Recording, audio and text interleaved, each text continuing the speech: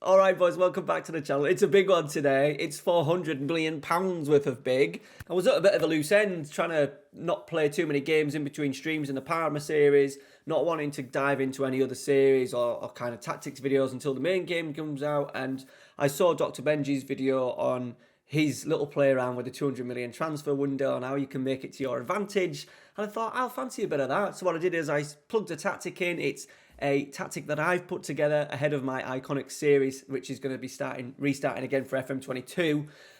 It is based around Zdeněk Zeman's famous 4-3-3, very attacking, very explosive. We've scored over 100 league goals with Newcastle United. So what I've done is I've signed players based on the tactic. I've then done pre-season. I played up until the transfer window, and then I've simulated to the rest of the season. So what we're going to do is we're going to go through the transfers, all £400 million worth. It was quite hard to get players out because, let's face it, the Newcastle players are shit. But it was a lot of fun. Now what I would do is I would encourage everybody, just before the main game comes out, you're at a bit of a loose end, go and start yourself as Newcastle. See what you can work with the 200 million. If you want to play the full season, fine. I just did it to put a tactic together and then literally simulate it and just see where you end up. And as I said, let me know down in the comments how you get on. Jump in the Discord as well. And yeah, should we find out where I spent my money? All right, boys. So we're going to start with the outs. As I said, quite difficult. We did get a few out. Ryan Fraser gone to Fiorentina. We've given them a little bit of money in this transfer window. Over 100 million, I think, of the 400 has gone to Fiorentina. 16.25 for Miguel Almiron, 4.1 for Hayden, 4 million for Kraft, 3.7 for Kieran Clark, 2.5 for Matt Ritchie, 1 million for Bobby Clark. That was an old one. And I also sold Mark Gillespie, was like the fourth choice goalkeeper. So a little bit of money in, freed us up for what has been an epic transfer window. Okay, so there are the outs. This is the tactic. As you can see, it's very attacking. We're playing with three strikers. So where Zeman worked was a holding midfielder, two very aggressive centre midfielders, two very adventurous wing-backs, full-backs to give you the width. And literally, it was classed as wingers, but the wingers basically played as strikers. And the idea was that they got in between the full-backs and the centre-halves. And the only way I can really work it properly is by playing a front three. I've had a little bit of trouble getting the middleman to work. So I think I found a little bit of balance with the deep line forward on attack. We didn't want him drifting in too deep, so we've just gone on attack. I tried complete forward, that didn't work. But a very aggressive, more direct passing, hit early crosses, pass into space, very aggressive. Zeman's teams were famous for scoring lots of goals, but also conceding a lot. I would recommend go checking Zeman out, do a little bit of research, watch a couple of videos. I will be doing an iconic tactics video on him very, very soon. But yeah, there's the tactic, what we had to build around. Now, goalkeeper-wise, I decided not to this is the only position that I decided not to strengthen. I was quite happy with Dubravka, quite decent, 32 years old. There was about 20 million to spend left, but I couldn't get really anyone in. It was buying for the sake of it. He does start injured in the game, but I think he was back fit after maybe the first 3 or 4 games. So Darlow came in, did pretty well. All right, moving on to our first signing, we'll start with our adventurous right back, and that is Rick Casdorp. Now, I've been watching a lot of Roma, purely based on Jose Mourinho, watching a lot, and they've also been featuring a lot on BT Sport in a lot of the games, and I really like him. Very aggressive, very quick, loves to get forward, and I thought, yeah, this is a tactic where we need our fullbacks to be very adventurous, and we got a pretty decent deal. He's 30 million. We've done a lot of installments. We've done a lot of sort of like upfront fees of about between sort of like 30 and 50%, and then the next paid over 3 years. So we've done that with Gasol, but his value's already gone up. He's made a pretty decent start, 2 assists in his first 5 games. So he is in as my wing backs, 18 pace, 17 stamina, 15 passing. I think if Man United were after a right back, that would be the route that I would go down. Very good going forward. 13 crossing, 13 dribbling as well. 6 foot. Yeah, he's got it all. Work rate, aggression, concentration's good as well. Off the ball is good. Passing's good. Stamina, natural fitness, acceleration. A very, very good fullback that you can get for, I imagine you could probably get for under 30 million if you paid for it up front. I think if you went down the route of maybe 25, you'd probably, in up front, you'd get the deal done. So there is my first defender. Casdorp is in at right back. Now, left back, a bit of a bargain. Now, he's 29. Cristiano Biragi. Now, used him last year in Fiorentina. He was an absolute steal. £11 million. Quite adventurous going forward, but once again, 6'1", pace good, stamina good, tackling 12, which isn't the greatest, but we are looking at going forward. It's his crossing 17, corners 15, free kick 15. So he's obviously deadly with his left foot. Passing 14, teamwork 15. Very good. There's a lot of 14s in there, a lot of decent numbers in terms of attributes. Jamal Lewis isn't great. He's not having a great bit of form actually in real life. Matt Ritchie's been playing at left back. I wanted someone that I know would do a really, really good job. And yeah, Biragi, I think, will rack up maybe 10 plus assists in the Premier League this season. So £11 million paid up front for Biragi. Right, we're going to move on to the centre-halves. These two will no doubt have formed a brilliant partnership during the season. The most expensive one out of the two, Nicola Milenkovic. I am a big fan of him. I was hoping that he would come to the Premier League this season. He did actually sign a new contract in the summer because his contract was due for at the end of 2022. He signed a new contract to 2026. But we went in and we paid top dollar, 48 million. Once again, it'll be split over a few years, etc., etc. It just gives you the little bit more wriggle room to make a few more signings. So 6'5", you know who he is. Heading 15, marking 15, tackling 16, teamwork 15, work rate 15, strength. Passing's good as well, 14. Can do a half a job at right back if you need him to. But yeah, he is in one of my favourite players in the game. And Milenkovic's defensive partner will be Gianluca Mancini. And 19.75, an absolute snip of a signing for these attributes. 17 heading, marking 14, passing 14, tackling 14. Look at his mentals, his physicals as well. Pace 16, he's 6'3", work rate, teamwork, aggression, composure, concentration, determination. All fantastic attributes. We've put together a really strong back line there of Casdorp, Milenkovic, Mancini and Biragi on the left-hand side.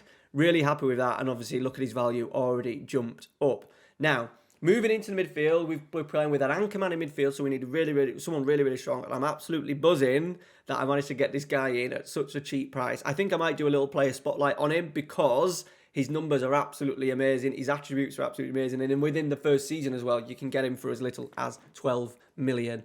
And that man is Ibrahim Sangare. A bit of a T4. If you watch T4, I think it's Alex Stewart on T4 is a big fan of him. 12.75 million, so yeah, absolute bargain. Now, he isn't great on the ball, but literally I'm using an anchor man for this tactic. I wanted someone who was strong, solid in there because the two box-to-box midfielders are going to go on. You're going to have your fullbacks going on, so I wanted someone really strong and steady in there. 15 tackling, work rate, technique, work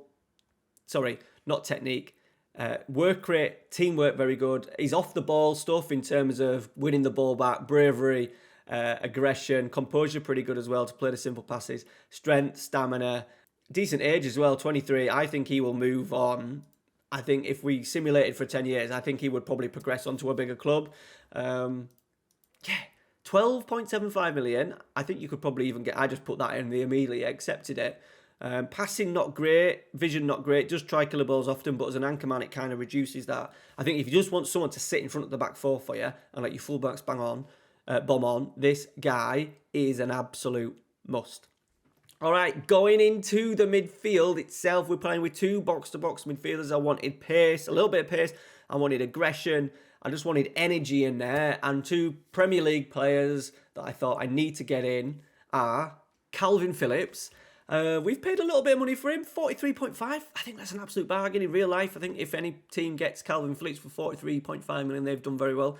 I would like to see him at Manchester United. It's never going to happen in a million years, is it? Let's be honest. But brilliant footballer. We've got him in as a box-to-box midfielder. His stamina, natural fitness, work rate, tremendous. A little bit of passing in there, 15. He would hopefully, maybe not create a little bit, but he might get on the end of a few chances, a few crosses, being in a danger in and around the penalty area. So he is in alongside another Premier League brilliant central midfielder, and that's Bissouma. Now, we've paid a little bit of him for him as well, £40 million. I think in real life terms as well, that's a bit of a bargain. We're playing him in midfield. Both him and Phillips can also drop into that role, so there's a little bit of rotation there. If Sangare is not fit or out of form, we can easily put a Bissouma or a Phillips in there.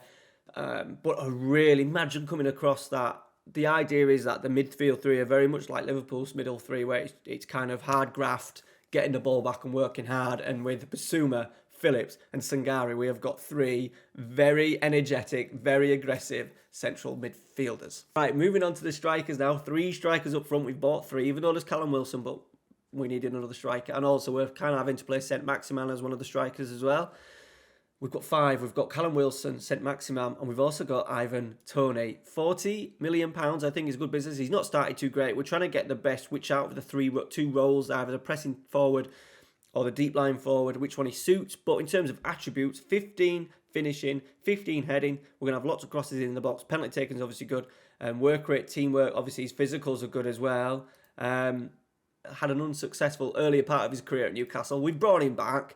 He's under my tutelage. Hopefully he will score a good amount of goals this season. However, there is 2 more strikers that I've put in the team to really finish off this side. Both of them have cost £72 million. And here we are, boys. One of my favourite players in the world at the moment, Dusan Vlahovic. We've spent £72 million on him, 21 years old. No doubt he will become a popular pickup in FM22 because he's at Fiorentina. He actually wants to leave in real life. I would have loved Spurs to have picked him up at some point in the preparation of losing Kane. I think him leading the line with a Son, with Conte, I think it may be a player that Conte looks at. He does like that big, aggressive number 9, and with Kane still probably likely to maybe leave, Dusan Vlahovic at 21 years old will be a tremendous pickup. We have spent £72 million. Once again, it'll be staggered over a number of years. He started pretty well, 2 goals in 5 games. He's left-footed as well, so that means we can put him on the left side of the 3. It means that we can kind of keep a little bit of width on that left-hand side. Giuseppe Signori played under Zeman at Foggia. He was a central forward, obviously left-footed, on that left-hand side, and he scored a ton of goals. So the idea was that the left side of my strikers was left-footed, and there's only one man, a striker, left-footed, that I wanted to bring in, and that was Dusan Vlahovic. All right, the last one, I just thought we needed a little bit of rotation in here. We'd had Ivan Toney, Wilson, Saint-Maximin and Vlahovic, and we had money to spend, and I thought, fuck it, why not? Let's bring in one more, someone who can, once again, do all 3 sort of like striker roles, can link play a little bit, work hard, good physicals, good header of the ball. And we had to get someone in English as well just to help with the sort of like the Premier League quota. And that is Dominic Calvert-Lewin. Never actually used him before. I'm excited to see how he does. Obviously, we're going to simulate the season, so I'm not sure if he's going to end up on the right of the 3 or in the middle of the 3. Similar to Vlahovic and Toney, an absolute handful. Pace, power, energy, work rate's always good. Yeah, I'm really excited to see how he does. He started very well for us as well. 2 goals in 5 games since his £72 million move. So there's the team. That's how I would look at putting it. It'll be interesting to see what the assistant manager does. I have obviously done a new coaching staff because Newcastle's coaching staff wasn't great. So I also had a little bit of fun of that with that. I've got John Terry as my assistant manager. I've got a few goalkeeping coaches in. Ex-Man United one, sort of like Unai Emery's sort of like goalkeeping coach. A couple of fitness coaches in, Steve Ball, Tony McAndrew, really good coaching staff as well. So hopefully they'll be able to sort it out for us a little bit. Let me know what you think down below. Let me know what you think to the team. And we're now going to simulate to the end of the season. I said I've played up to the 18th of September. These are the results so far. We have had a really good pre-season. We scored 29 in 2 of those games, which is absolutely nuts. Man United 2-1. We've had a draw against Everton thanks to a 93rd minute equaliser by Callum Wilson. We've deserved everything in these games. If not, we've dominated in terms of chances. Leeds United 1-0. That was in the Carabao. Arsenal 1-0 in the league. We had Sean Langstaff sent off as well, but we had time to sort of like hold out. Southampton 1-1, disappointing performance, but then we've come back and we've beaten bottom of the league, Palace 2-0, Dominic Calvert-Lewin getting both goals. We've now got Arsenal in the Carabao, and yeah, we will speed on to the end of the season and see where we end up. Right, boys, we're back. Simulated to the end of the season, and as you can see, Newcastle have finished 4th place. Now, a fair bit off title winners, Liverpool, who racked up an impressive 93 points, but we've pipped Arsenal, Chelsea, and definitely Spurs, because they've had a terrible season, to Champions League football. So I think that's pretty good. I think that is pretty bloody good. And obviously, if you were carrying on the save, you would probably have then the opportunity to kick on and spend more money. There is 135 million to spend as well next season, which is good considering a lot of these signings have been spread out and there'll be multiple payments over the next few years. So I'm quite happy that 135 million would have been there to spend, would have brought in a goalkeeper and maybe strengthened the squad a little bit, ready for Champions League. But look at that. 101 goals. 56 conceded, mind, which I think will be... It's not that bad. 1, 2, 3, 4, 5, 6, 7, 8, 9. So the 9th most. You know, you don't want to be really conceding more than 1 a game. I always look to try and get no more than sort of like 38 over the course of a season. But we are very aggressive. Zeman, the tactic is definitely based on going forward. And I'm really chuffed that a tactic that I've put together has managed to bag 101 goals. And then obviously goals for. We've scored 20 more goals and then the rest of the teams. Knocked out, disappointing we didn't win a trophy. It would have been maybe nice. We would have looked at winning a trophy. Knocked out in the quarterfinals by Aston Villa. Knocked out by Arsenal in the 3rd round of the Cup. How have we done? As you can see, Dominic Calvert-Lewin, 31 Premier League goals. Let's just see how the squad has done. So we'll jump straight into goals. There you go. Dominic Calvert-Lewin, 32 in 39. Dusan Vlahovic, 25 in 40. Ivan Toney, 17 in 36. Callum Wilson's chipped in with 8. Biragi has chipped in with 5. But as you can see, a massive number standing out. Cristiano Biragi, 25 assists. I wanted 10 assists in the Premier League, and he's knocked up 23 assists, 4 goals with an average rating of 7.87. Absolutely tremendous numbers for a player that cost you £11 million. £11 million. He needs to be bought, boys. If you're looking for a left back and you're in a Premier League, you'll get him because Fiorentina are obviously not great. He will be a player that will do some serious damage for your team if you get him in. Not only did Biragi chip in with 25, but the other one, Rick Casdorp, only played 32. So has missed a couple of games as well, like Biragi.